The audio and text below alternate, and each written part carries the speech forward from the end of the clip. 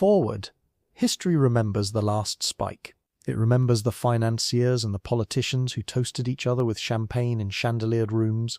It remembers the photograph of men in fine coats, their faces beaming with the triumph of a nation stitched together by steel. But history is a selective storyteller. It forgets the sound of 1,000 hammers on a frozen morning. It forgets the scent of nitroglycerin on the wind. It forgets the names of the 15,000 Chinese laborers paid $1 a day to do the work that killed. It forgets the Irish rebels running from the gallows at home who brought their explosive expertise to the most dangerous mountains on the continent. In the year 1884, the Canadian Pacific Railway stalled at the feet of the Selkirk Mountains, a fortress of granite and ice that had never been crossed. To conquer it was not just a matter of engineering, it was an act of war against nature itself. The soldiers in this war were not celebrated. They were the expendable, the forgotten, the men who would build a nation and be erased from its memory. This is the story of two of those men, a story not of the last spike, but of the first blast, not of the men in the photograph, but of the ghosts standing just outside the frame. Chapter 1. The Loop. The world had been reduced to three things: the granite, the noise, and the cold. Declan O'Rourke felt the cold most of all. It was a damp, invasive chill that clung to the mist perpetually shrouding the Selkirk Mountains. A cold that cared little for wool coats or the fire in a man's belly. It was nothing like the honest, biting cold of an Irish winter. This cold had teeth. He stood on the edge of a precipice, the toe of his worn boot inches from a 1,000-foot drop into the Illecillewaet Valley. Below, the camp was a chaotic smear of canvas tents and raw timber, a festering wart in the pristine wilderness. The noise was a constant, percussive symphony, the rhythmic clang of hammers on steel, the sharp crack of whips on mulehide, the guttural shouts of men in a dozen languages, and underpinning it all, the deep, chest-rattling cough of dynamite. It was a sound Declan knew better than his own heartbeat. "He's mad, that one," a voice muttered behind him. A burly Swede named Gustav, his face a roadmap of frostbite scars, stares into the abyss like he's looking for a friend. Declan didn't turn. He was looking for something, but it wasn't a friend. He was measuring the mountain, reading the stress lines in the rock face across the gorge. Major A.B. Rogers, the bull-headed surveyor who'd punched this route through with sheer will, called it the Loop, an impossible spiral the railway had to make to climb the valley wall. To Declan, it was a puzzle written in stone, and dynamite was the ink. His reputation had preceded him up the line from the prairies. O'Rourke, the Fenian, he can talk a stick of dynamite into singing a lullaby before it blows. He was a powder man, a specialist in the most dangerous art on the line. But more than that, he was a powder monkey, one of the madmen who dangled from ropes to place charges where no sane man would go. It was a skill learned not in a quarry, but in the narrow cobblestone streets of Dublin, trying to blow a hole in the British Empire. A skill that had cost his brother, Liam, everything.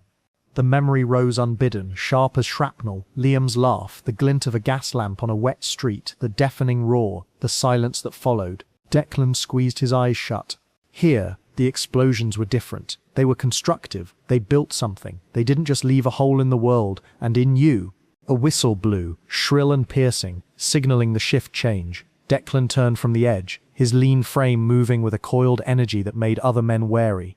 He was a man wound too tight. They could all see it. As he walked back toward the grading, he passed a crew of Chinese workers. There were thousands of them, a sea of blue cotton jackets and conical hats, moving with a tireless, ant-like efficiency. They were paid half what he earned and given the jobs no one else would take. The human drills, the men who held the steel bits for the hammer crews. A task where a single misplaced blow meant a shattered hand. They parted before him, their expressions unreadable, their eyes cast down. The camp was a tinderbox of racial animosity. The Cornish miners hated the Irish hated the Swedes, and everyone hated the Chinese. They were the silent, inexhaustible engine of the railway, and for that they were despised. Declan ignored them, his focus on the new section of the grade. His crew was working a stubborn granite outcrop. He saw the problem immediately. They were using brute force, throwing dynamite at the rock, and creating little more than a chaotic mess of fractured, unstable stone. "You're tickling it, boys," he called out, his voice a low rasp. Paddy Flynn, the crew boss, spat a stream of tobacco juice. "And I suppose you've got a better idea, O'Rourke? Fresh off the boat with your fancy notions." Declan ran a hand over the cold granite, feeling for its grain, its hidden weaknesses. It was just like talking to a man. You had to know where his pride was, where his secrets were buried. "This rock's got a spine," he said. "You're trying to break its back. You need to get under its ribs. A deep charge here. He slapped a spot near the base, and 2 smaller ones here, and here, a triangle. It'll cleave the whole face off, clean as a whistle. Flynn scoffed, but the other men watched, intrigued. They'd seen Declan's work. They knew the stories. As he was explaining the placement, a procession of Chinese workers passed, carrying heavy baskets of gravel on bamboo poles across their shoulders. One of them, a young man no older than Liam, stumbled on the uneven ground. The basket tipped, spilling its contents. "Watch it, you yellow devil," Flynn roared, kicking at the spilled gravel. The young man scrambled to gather the stones, his head bowed. But another man in the crew stopped. He was older, his face etched with a quiet intelligence that seemed out of place beneath the grime. He didn't look at Flynn. Instead, his gaze was fixed on the rock face above Declan's crew, his head cocked as if listening. The man, Chen Wei, said something in sharp Cantonese to the young man, urging him to hurry. His eyes scanned the network of fine cracks the recent clumsy blasting had created in the overhang. He could see the tension in the stone, feel the mountain's precarious balance. It was like reading the brushstrokes of a master calligrapher. Every line had meaning. This rock was screaming. Declan noticed the man's intense focus. He followed his gaze up to the overhang. The full blast had created a widowmaker, a massive half-severed chunk of granite held in place by little more than prayer. The vibrations from their own work were shaking it loose. "Clear out," Declan bellowed, his voice cracking like a whip. "Get back now!" The men looked at him, confused, but then they heard it, a low, grinding groan from the mountain itself, a sound like the world clearing its throat. Dust and small pebbles rained down. Panic erupted. Men scrambled, dropping tools. But the Chinese crew was directly under the overhang. Chen Wei shoved the young man and 2 others forward, shouting in Cantonese. The groan became a deafening crack. A 50-ton slab of granite peeled away from the cliff face. Declan didn't think. He lunged, tackling the nearest man, Paddy Flynn, and driving him backward, away from the fall zone. They hit the ground in a tangle of limbs as the world exploded. The granite slab struck the grade with the force of a cannonball, shattering into 1,000 deadly pieces. The air filled with a choking cloud of grey dust and the smell of ozone. For a moment there was only silence, broken by the ringing in Declan's ears. He pushed himself up, tasting blood and grit. Flynn was gasping, his face pale with shock. The other Irish workers were scattered, shaken but alive. Then he looked toward the spot where the Chinese crew had been. Most had made it clear, but one man was down, his leg trapped beneath a jagged boulder the size of a coffin. It was the young man who had stumbled, and standing over him, shielding him from the continuing rain of smaller rocks, was the man who had seen it coming, Chen Wei. He held a discarded plank of wood over them like a makeshift roof, his jaw set, his eyes fixed on the still unstable cliff above, waiting for the mountain to make its next move. The dust began to settle. The 2 crews, Irish and Chinese, stood frozen on opposite sides of the devastation, staring at each other across a chasm of rock and sudden, shared mortality. In the middle, one man protected another, a silent testament in the heart of the noise. Declan met Chen Wei's gaze, and for the first time he saw not a faceless labourer, but a man who understood the mountain as well as he did, maybe even better. Chapter 2. The Space Between. Silence in the camps was a rare and terrifying thing. The constant chaotic orchestra of construction had ceased, replaced by a stillness that felt heavier than any noise. In that quiet, the groans of the injured man, Chen Bao, were unnervingly clear. The 2 groups of men, Irish and Chinese, remained frozen, a chasm of fresh rubble and old hatred separating them. But all eyes were on the centre of the devastation, where Chen Wei stood like a statue, holding the makeshift shield over his trapped cousin. He hadn't moved, his gaze still scanning the fractured cliff face above, reading it for aftershocks. Declan was the first to break the spell. He pushed himself to his feet, ignoring Paddy Flynn's sputtering curses. He walked to the edge of the rockfall, his eyes meeting Wes. There was no fear in the Chinese man's face, only a profound, weary concentration. It was the face of a man who had made a calculation and was now living with the result. "The rock has settled," Declan called out, his voice rough with dust. It wasn't a question. It was a statement, a shared piece of knowledge between 2 men who understood the mountain's violent language. Chen Wei gave a short, sharp nod. He finally looked down at his cousin, and for the first time a flicker of emotion crossed his features, a deep, painful anxiety. He spoke in low, urgent Cantonese to the boy, whose face was pale and slick with sweat. "We need to move that rock," Declan said, turning to his own crew. Now, a muttering broke out among the Irish. "He's one of them," Flynn growled, getting to his feet and dusting himself off. "Let his own kind deal with it. Nearly got us all killed." "It was asterisk, your asterisk fool blasting that brought it down, Paddy," Declan retorted, his voice dangerously low. And that man, he jerked his chin toward Wei, saw it coming. He saved your life whether you've the brains to know it or not. Now are you going to help, or are you going to stand there and let a boy die? Shame and resentment warred on the faces of the Irish crew, but Declan's logic was as sharp as a shard of granite. One by one they grabbed pry bars and heavy timbers. On the other side of the rubble, the Chinese crew, seeing the movement, did the same. The two groups converged on the boulder, a silent, temporary truce declared in the face of a common enemy. The boulder was immense, its weight terrifying. Chen Wei stayed by his cousin's side, speaking to him softly, trying to keep him conscious. Declan took charge of the rescue. He was no longer a powder monkey, he was an engineer, his mind assessing angles, leverage and pivot points. "We can't lift it," he stated. "We shift it, use the timbers as levers, find your purchase, all together on my count." He positioned the men, Irish and Chinese side by side, their shoulders nearly touching.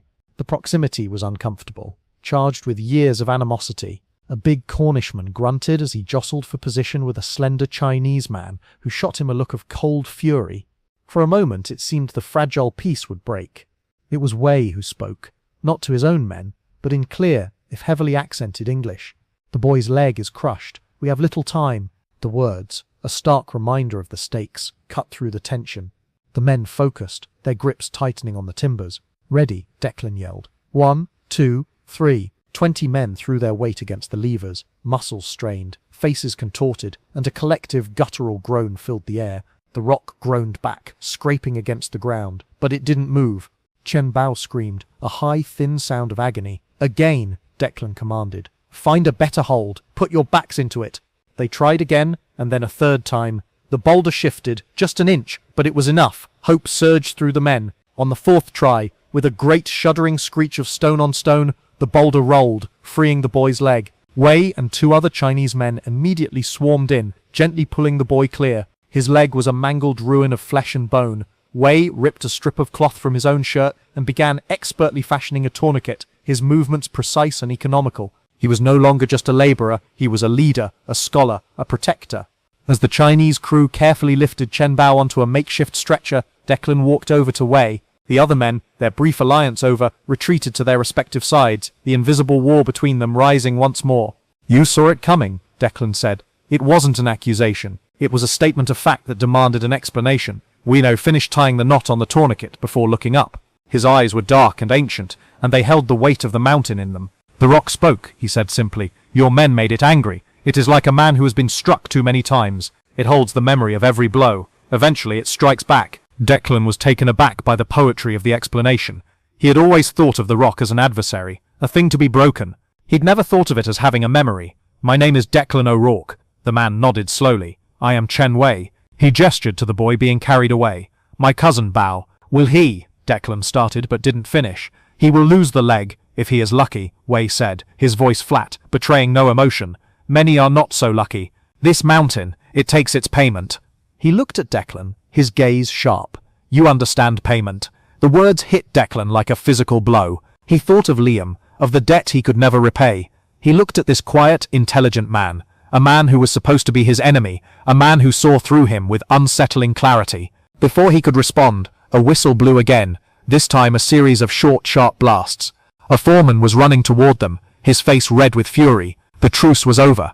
The brief moment of shared humanity was swallowed by the relentless demands of the railway. The noise began to swell again, hammers and shouts filling the silence. The space between them, once bridged by a crisis, was a chasm once more. As Wei turned to follow his cousin, Declan called out, "How did you know?" Wei paused and looked back, not at Declan, but at the towering granite peak, its summit lost in the mist. "When you are silent," he said, "you can hear the mountain breathe, and when its breathing changes, it is time to run." He turned and disappeared into the sea of blue-jacketed workers, leaving Declan alone with the ringing in his ears and a profound, unsettling new thought. He had been trying to conquer the mountain, but maybe, all this time, he should have been listening to it. Chapter 3. An Act of Sabotage. The camp doctor, a grim-faced man from Montreal named Bouchard, who smelled perpetually of whiskey and carbolic acid, confirmed Chen Wei's prediction. Chen Wei's leg was amputated below the knee in a bloody, brutal surgery performed on a crude wooden table. The boy's survival was uncertain, The incident sent a ripple of unease through the camps, a stark reminder of the mountain's casual lethality. But the railway was a hungrier beast than any mountain, and the work did not stop. Declan's triangular blasting technique, however, proved spectacularly effective. The next morning, under his precise direction, a deep, satisfying boom echoed through the valley, and a massive sheet of granite peeled away from the cliff face, collapsing into a neat pile of manageable rubble. It was a clean, surgical cut that saved days of labour. Major Rogers himself rode by on his horse, gave Declan a sharp, approving nod, and the promotion was made official. Declan O'Rourke was now the lead powder man for the entire loop section. The new position came with more pay, more responsibility, and the open resentment of Paddy Flynn and his cronies. It also brought Declan into closer, more frequent contact with the Chinese crews. His work now required coordinating the drillers, almost exclusively Chinese, with his own powder crew. He found himself seeking out Chen Wei, ostensibly to discuss drilling patterns and rock stability, but he was driven by a deeper curiosity. Their conversations were brief, technical, and always conducted in the open, under the suspicious glares of both crews. Wei's English was functional, learned from missionaries in Guangdong, but he communicated more with his hands, drawing diagrams in the dirt, tapping on the rock, his touch both analytical and reverential. He spoke of the mountain as a living entity, with veins of quartz and a granite heart. Declan, who had only ever seen rock as an obstacle, began to see it through Wei's eyes, as a complex ancient being that could be persuaded but never forced. One sweltering afternoon, they were planning the next major blast, a deep cut that would form the tightest, most dangerous curve of the loop. The work was painstaking. A Chinese drilling team was perched on a narrow ledge, their hammers ringing in a steady, hypnotic rhythm, while Declan's crew prepared the charges below. "The rock here is unstable," Wei noted, pointing to a web of hairline fractures near the drilling site. "It is tired. A deep blast may bring down the whole ledge." "I see it," Declan agreed. "We'll use a lighter charge, more placement points, a stitching blast. It'll cut the rock without shaking its foundations." It was a delicate, dangerous operation. The plan was set. The drilling would finish by the 3 o'clock whistle. The ledge would be cleared. Declan's crew would then have 1 hour to place the 24 small charges before the final warning whistle and the blast at 4 o'clock. As Declan was organizing the dynamite sticks, unstable, sweating nitroglycerin barely contained by sawdust and paper, he saw Paddy Flynn watching him from a distance, his expression venomous. Since Declan's promotion, Flynn had been reassigned to a less prestigious crew, a humiliation that festered. He and his two closest thugs, a pair of hulking brothers named Maguire, had been a constant, menacing presence at the edge of Declan's work. Declan ignored him. He had a job to do. He triple-checked the fuses, cutting them to precise lengths to ensure the correct firing sequence. Everything had to be perfect. On a job like this, there was no margin for error. The 3 o'clock whistle blew. The ringing of the hammers on the ledge above stopped. Declan watched as the Chinese crew began packing their tools, preparing to descend. He gave them 10 minutes to clear the area completely before he would send his own men up. He turned to his powder crew. "All right, boys, 10 minutes, then we move. Be nimble, be quick, and for God's sake, be careful." He was doing a final count of the charges when he heard it. A single, sharp hissing sound from the direction of the blast site. It was a sound that froze the blood in his veins. A lit fuse. His head snapped up. It was impossible. His men were with him. The fuses were all unlit. Then he saw him, a figure scrambling away from the rock face, his silhouette unmistakable. Paddy Flynn. "No!" Declan screamed, his voice raw. He looked up at the ledge. The Chinese crew, unaware, was still making their way down the treacherous rope ladders. They were directly in the blast zone. It was a single rogue charge, placed at the base of the ledge, not part of Declan's intricate plan, but a crude, powerful stick of dynamite, meant for one thing: maximum destruction. A warning.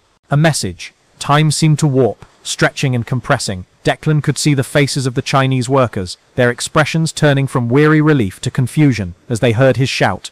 He saw Chen Wei, who had been supervising the descent, his head snapping around, his eyes instantly understanding the catastrophe that was about to unfold. There was no time to run, no time to take cover. There was only time for the hissing to stop. The explosion was not the controlled, surgical boom of Declan's work. It was a vicious, guttural roar. A fist of fire and force punched into the base of the ledge. The tired, fractured rock that Wei had warned about disintegrated.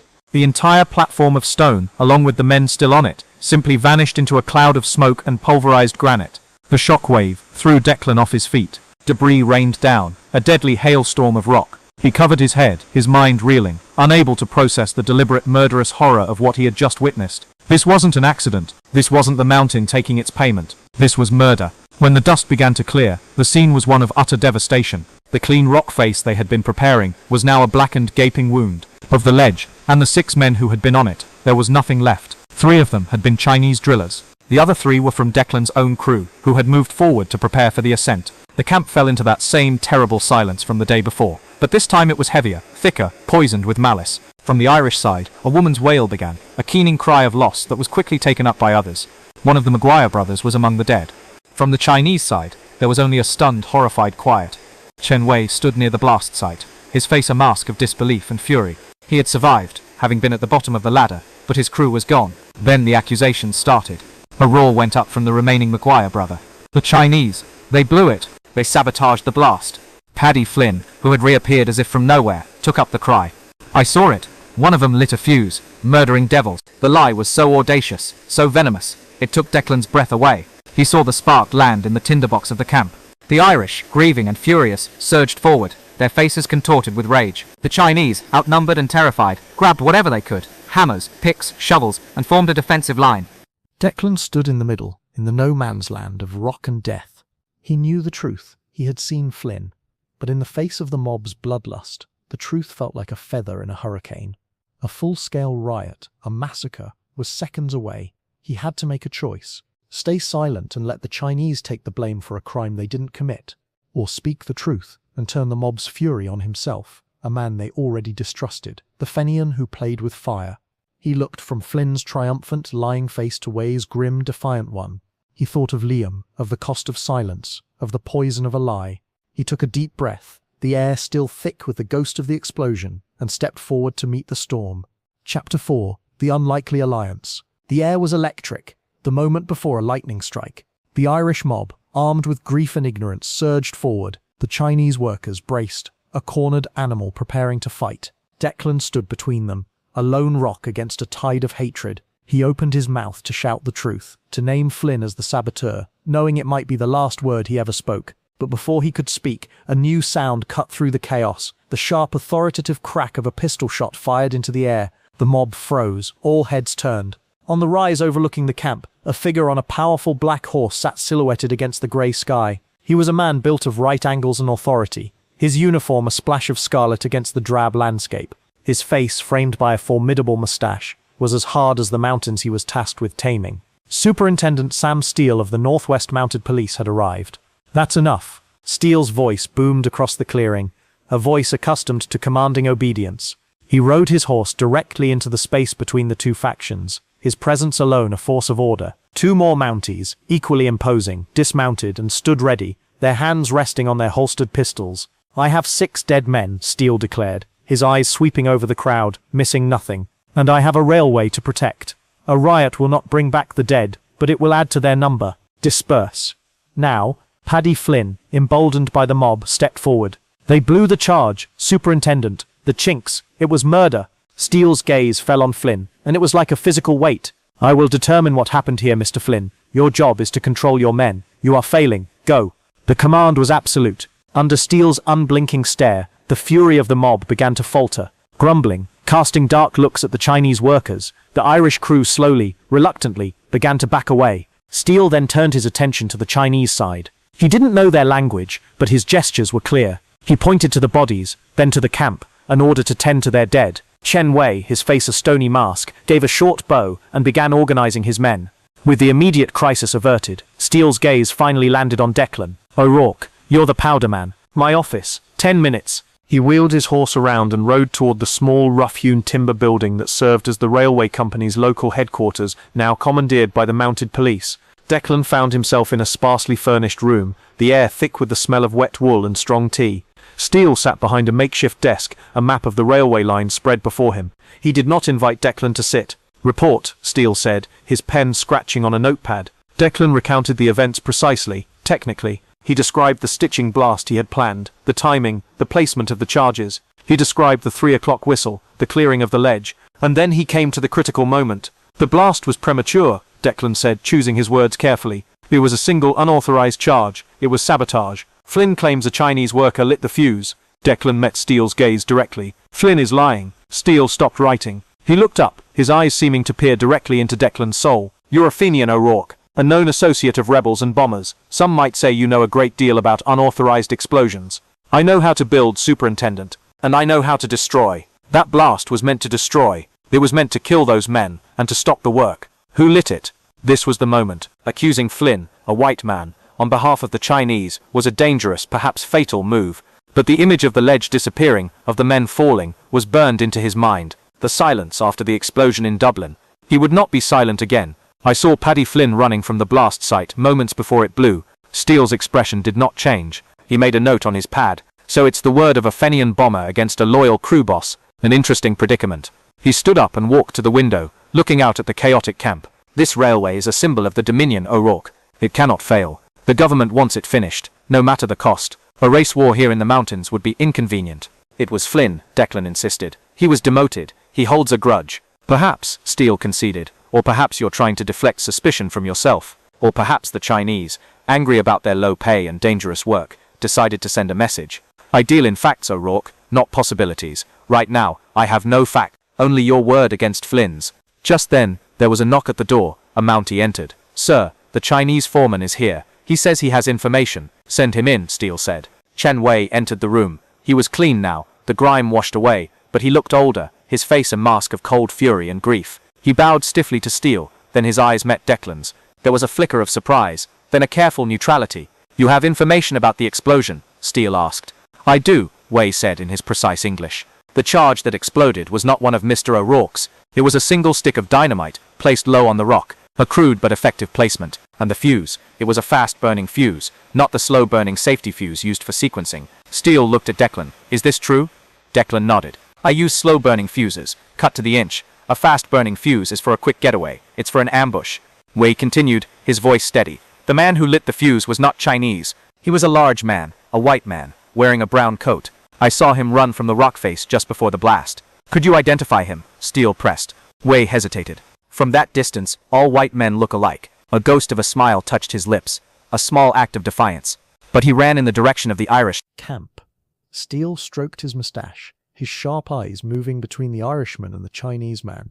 Two men from opposite ends of the earth, enemies by every definition of this camp, telling the same story. It was a fact, a very inconvenient fact. "I cannot arrest Flynn on this evidence alone," Steele said finally. "It would tear this camp apart. The company would lose weeks of work. The government would not be pleased." He looked at them both, a plan forming in his pragmatic mind. "However, I cannot allow saboteurs to run free. The next target might be a trestle bridge, or a tunnel." He leaned forward, his voice dropping. "Here is what is going to happen. Officially, the investigation is ongoing. Unofficially, you two are going to find me proof, hard proof. You," he pointed at Declan, "no explosives. You know your own people. You," he pointed at Wei, "are respected by your people. You see things others do not. You will work together. You will find out who is behind this and why. Is it just Flynn's resentment, or is it something more?" Declan and Wei looked at each other, the absurdity of the situation hanging between them. An alliance between a Fenian bomber and a Chinese scholar brokered by a Queen's man. The mountain had a dark sense of humour. "I don't trust him," Declan said flatly. "And I do not trust you," Wei replied, his voice equally cold. "I don't care about your trust," Steele snapped. "I care about my railway. You both want the truth. You both want justice for your dead men. You will find it for me. Quietly. Do you understand? It was not a request. It was an order wrapped in a threat. In the heart of the Selkirk Mountains, under the watchful eye of Sam Steele, the most unlikely alliance in the history of the Canadian Pacific Railway was forged, not in friendship, but in the shared ashes of a crime that bound them together. Chapter 5, Whispers in the Dark. Working together was a fragile, dangerous dance. Their alliance was a secret kept in the shadows, a conspiracy of two against a larger, unknown one. By day, Declan and Wei maintained a professional distance, communicating in terse, technical language about drilling angles and powder charges, always under the watchful eyes of their respective crews. But by night, they would meet in the darkness, in the liminal spaces of the camp where the wilderness pressed in, far from the flickering lanterns and suspicious glances. Their first meeting was in a small, sheltered copse of pine trees, the air sharp with the scent of resin. The moon was a sliver, offering little light. Declan arrived first, feeling exposed, his hand never far from the knife at his belt. Wei materialized from the shadows so silently that Declan didn't hear him until he spoke. "Your people are loud, even when they walk," Wei observed, his voice a low murmur. "And yours are ghosts," Declan retorted, his heart still hammering from the surprise. "What have you found?" "My people have eyes and ears," Wei said. "They see much, say little. The man in the brown coat, Flynn. He meets with the American, the one who brings the supplies." Declan's mind raced. The main supply contractor for this section of the line was an American named Silas Thorne, a slick, jovial man with a reputation for cutting corners. He ran a near monopoly on everything from black powder and bacon to boots and blankets. Thorne? What business would he have with Flynn? Money, Wei said, the single word hanging in the cold air. Flynn has been gambling. He owes much. After the explosion, his debts were paid. And the Maguire family, they received a payment. Compensation, it was called, from an anonymous benefactor. The pieces began to click into place, forming a picture far uglier than simple resentment. This wasn't just about a demotion, this was about profit. Delays, Declan breathed. The longer the railway is stalled in these mountains, the longer the government has to pay for supplies. Thorne is getting rich off every day we're stuck here. Wei nodded. A dead man is a tragedy. A delay is a business. The sabotage was not meant to stop the railway. It was meant to slow it down, to create chaos, to set your people against mine. A race riot would stop the work for a month. A very profitable month for Mr. Thorne. The cold cynicism of it was staggering. The 6 dead men were just entries on a ledger. Declan felt a familiar, hot anger rise in him, the same rage he'd felt in the face of British indifference to Irish suffering. He had traded one empire for another, but the callous arithmetic of power was the same everywhere. "It's not enough for steel," Declan said, his voice tight. "It's hearsay. We need proof. We need to connect Thorne to the dynamite." Their investigation became a two-front war. Wei, using his network of quiet, observant countrymen, tracked the movements of Flynn and the flow of money and goods within the camp. He was a master of intelligence, gathering whispers, noting discrepancies in supply logs, observing meetings that were meant to be secret. He learned that Thorne was supplying Flynn's crew with extra whiskey and better rations, buying their loyalty and silence. Declan's role was more direct and more dangerous. He had to get close to the source of the weapon itself, the dynamite. The main supply was kept in a heavily guarded powder magazine, a bunker dug into the side of a hill, far from the main camp. But Declan knew that smaller day-to-day caches were kept closer to the work sites. He began meticulously inspecting the dynamite boxes delivered by Thorne's company. One night, while examining a new shipment, he found it. Most of the dynamite was the standard, government-issue brand, but at the bottom of one crate, hidden beneath the others, were several sticks of a different make. They were wrapped in plain, unmarked paper, and the nitroglycerin had sweated through, making them slick and lethally unstable. It was cheap, poorly made, and perfect for an act of destructive sabotage where the user's safety was not a concern. He also found a fuse. It was a commercial-grade, fast-burning fuse, the kind used in mining, not in the delicate work of the railway. It was the fuse of an ambush, the fuse Wei had described. He took a sample of the dynamite and the fuse. Their next meeting was in the skeletal frame of a half-built trestle bridge, the wind whistling through the timbers. He showed his findings to Wei. Wei examined the materials under the faint moonlight. "This is the proof steel needs. It's proof that Thorne is smuggling contraband dynamite," Declan said. "It's not proof that he gave it to Flynn to blow up the ledge. We need to catch them in the act.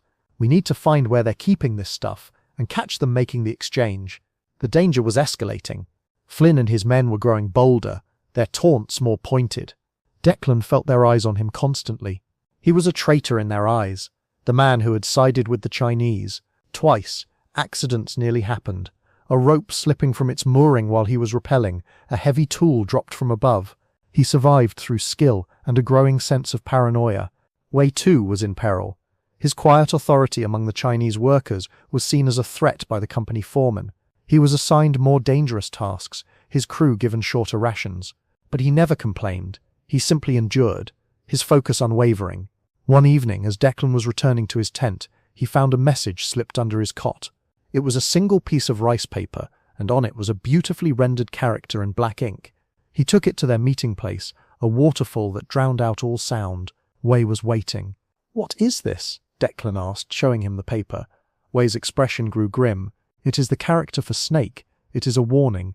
My cousin Bao, the one who lost his leg, he is a good boy, but he is young.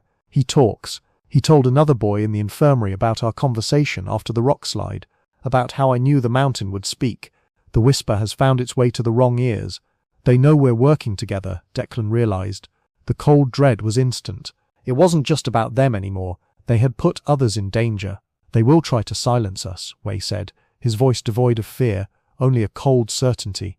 And they will not be subtle this time. As if on cue, a sound cut through the roar of the waterfall, a sharp whistle, a signal. A moment later, 2 figures appeared at the edge of the clearing. It was Flynn and the remaining Maguire brother. They were not carrying tools. They were carrying heavy, knotted clubs. "Well, look what we have here," Flynn sneered, his face a mask of drunken hatred. "The Fenian and his pet Chinaman. Having a nice little chat, are we? Planning more sabotage?" Declan and Wei stood back to back, a reflexive, instinctive movement. The enemy was no longer a whisper. It was here. It had a face, and it was ready to kill. "You should have stayed out of it, O'Rourke," Maguire growled, hefting his club. "My brother would still be alive if it weren't for you and your fancy blasting. Thorne says you're a liability. Time to clear the books."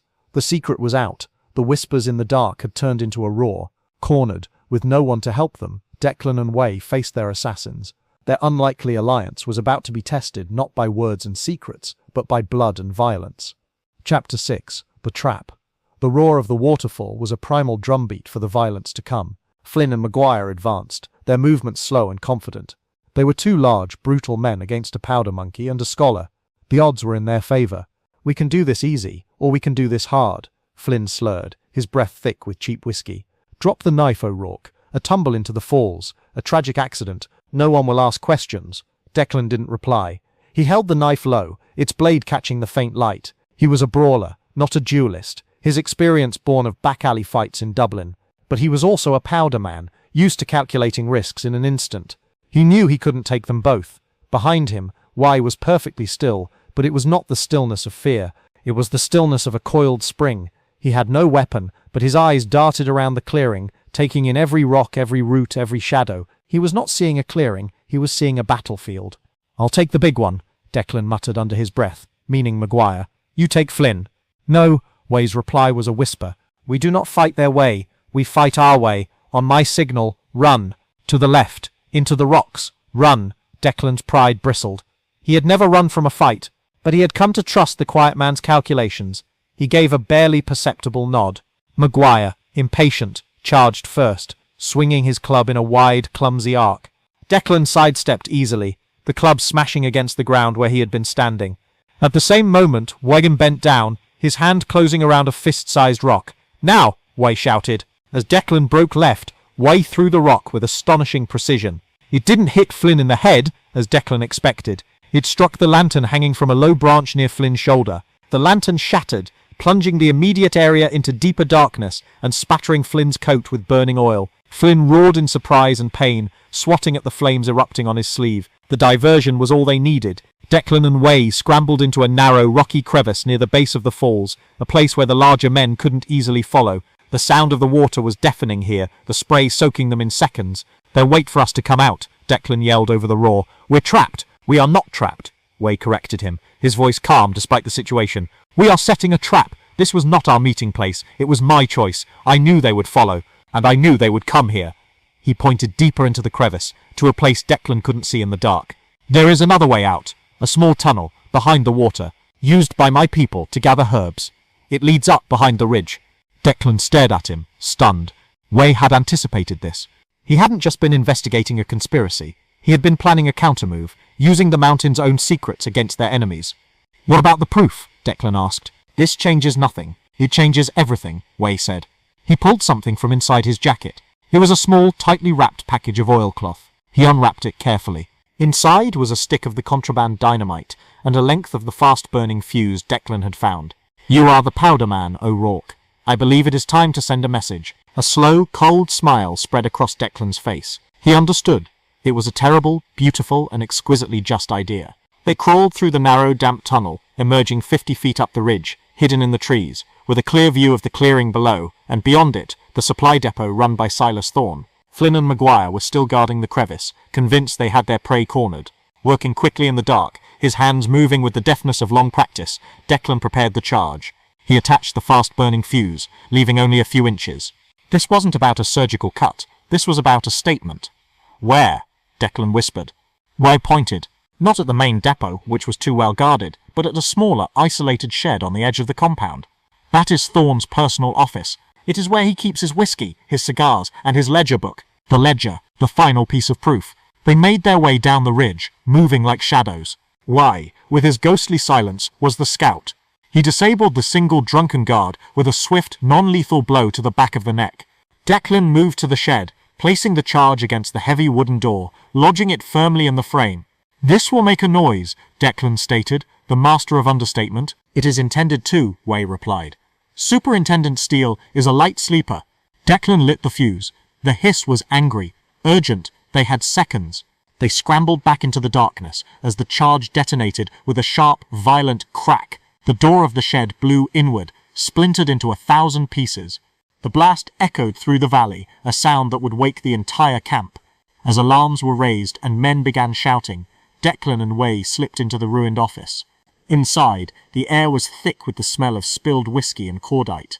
A lantern had been overturned, and a small fire was starting. And there, on a heavy oak desk, was the ledger book. Wei grabbed it. At the same moment, Silas Thorne himself burst in from a back room, his face a mask of fury and panic, a pistol in his hand. He saw Wei with the book, saw Declan, and his face went pale. "You!" he bellowed, raising the pistol. He never got the chance to fire. The doorway was suddenly filled by the imposing figure of Sam Steele, pistol drawn, flanked by his 2 Mounties. "Drop it, Thorne," Steele commanded, his voice like ice. Thorne, trapped, his conspiracy literally smoking around him, hesitated for a fatal second. He swung his pistol towards Steele. 2 shots rang out, almost as one. Thorne crumpled to the floor. Steele surveyed the scene. The dead contractor, the smouldering office, the Fenian and the Chinese scholar standing with the evidence in their hands. He looked at the shattered door, then at Declan, a flicker of something that might have been grudging respect in his eyes. "An unauthorized explosion, O'Rourke?" Steele asked, his tone dry. "A message, Superintendent," Declan replied, his heart still pounding. "We found your proof." Wei handed the ledger to Steele. A quick glance at the damning entries, payments to Flynn, accounting for the contraband dynamite was all it took. Flynn and Maguire, found still waiting by the waterfall, were arrested without a fight, their blustering rage gone, replaced by limp shock. The conspiracy was broken, the truth was out, the railway was safe. A week later, the work on the loop was proceeding at a record pace. The tension in the camp had eased, replaced by a shared sense of purpose. The story, twisted in the telling, became a strange legend, the Fenian and the Chinese foreman who had uncovered a plot by the greedy American. It didn't make them friends, but it created a space for respect. Declan and Wei stood on the edge of the precipice once more, looking down at the nearly completed loop. The puzzle of rock and steel was almost solved. "The company has offered me a permanent position," Declan said, foreman of the Western Slope. Wei nodded. "It is a position of honor." He looked out at the vast, snow-capped peaks. "My cousin, Bao, will be sent to the coast. He will learn to be a bookkeeper. His fighting days are over. It is for the best." They stood in comfortable silence for a moment, 2 men from different worlds, bound by a shared secret and a shared victory. They had not conquered the mountain, but they had listened to it. They had survived it, and in doing so they had found something more than just a way through the rock. "Will you stay, Chen Wei?" Declan asked. Wei smiled, a rare, genuine smile. The railway must be finished, and someone must be here to listen to what the mountain has to say. The noise of the camp swelled up from below, hammers on steel, the shouts of men, the distant cough of dynamite. But for the first time, to Declan, it didn't sound like chaos. It sounded like construction. It sounded like a future being built, one blast at a time. Epilogue, Craigellachie, British Columbia, November 7th, 1885. The air was cold and carried the sharp, clean scent of pine and imminent snow. A crowd of dignitaries in heavy coats and top hats huddled around a single, undriven railway spike. They were flanked by hundreds of workers, their faces weathered by sun and wind, their hands calloused from years of relentless labour. This was the spot where the last 2 ends of the Great Canadian Pacific Railway would meet. It was a moment for history, for speeches, for photographs. Standing near the back, away from the self-congratulatory pomp of the company directors, stood Declan O'Rourke. He was no longer the lean, haunted powder monkey who had arrived in the mountains. He was now a man of substance, the foreman of the western slope, his face lined with the responsibility of the past few years, but his eyes clear. The ghosts of Dublin had not vanished, but they had grown quiet, their whispers finally drowned out by the roar of progress and the quiet dignity of a job well done. He watched as Donald Smith, one of the railway's chief financiers, took a clumsy swing at the final spike with a sledgehammer, bending it uselessly. A ripple of laughter, quickly suppressed, went through the crowd of workers. A regular track layer had to be called upon to drive the final true spike home. It seemed a fitting metaphor for the whole endeavour, built not by the grand pronouncements of the powerful, but by the steady, anonymous work of ordinary men. As the crowd surged forward to touch the final rail, Declan felt a presence at his side. It was Superintendent Sam Steele, his scarlet tunic, a familiar slash of authority in the wild landscape. He was older now, too, his moustache tinged with grey, but his eyes were as sharp as ever. "Well, O'Rourke," Steele said, his voice a low rumble, "you built it. Despite everything, we all built it," Declan replied, his gaze scanning the crowd. He saw Irish faces, Cornish faces, Scottish faces, but he also saw the faces that were missing from the official photograph being staged, the thousands of Chinese workers who had done the most dangerous work for the least pay, on this day of celebration had been quietly moved out of sight, their contribution deemed untidy for the official narrative. "A pity not everyone who started this journey is here to see the end," Steele remarked, seeming to read his mind. "Some are still here," Declan said, "just not in the picture." Steele nodded, a flicker of understanding in his eyes. He pulled a letter from his coat. "This came for you, from the coast." Declan took the envelope. The paper was fine, the address written in a precise, elegant script he recognized instantly. He opened it. The letter was written in English, but the structure and grace of the sentences were all Chen Wei. It spoke of his new life in the burgeoning city of Vancouver, where he had established a successful import-export business. It spoke of his cousin Bao, now a married man with a child on the way, his abacus as quick as any man's mind. And it spoke of the railway. "They have hammered a spike into the ground and called it the end," Wei wrote. "But you and I know, a railway is not about a single spike. It is about the space between the thousands of miles of rock and river and forest that were overcome. It is about the memory of the mountain and the memory of the men who moved it. They will take their photographs, but the true story is written in the rock we carved and the ghosts we left behind." Declan smiled. He looked at the iron rails gleaming under the weak November sun, stretching east and west, stitching a country together. He thought of the noise, the chaos, the death, and the quiet moments of understanding. He thought of the unlikely alliance that had saved them all. He folded the letter and tucked it into his coat. The speeches were over. The train whistle blew, a long, triumphant blast that echoed off the mountains. A new chapter was beginning. For the country, and for him. He turned away from the celebration and walked toward the trees, toward the silence. The work was done. It was time to see what lay at the other end of the line.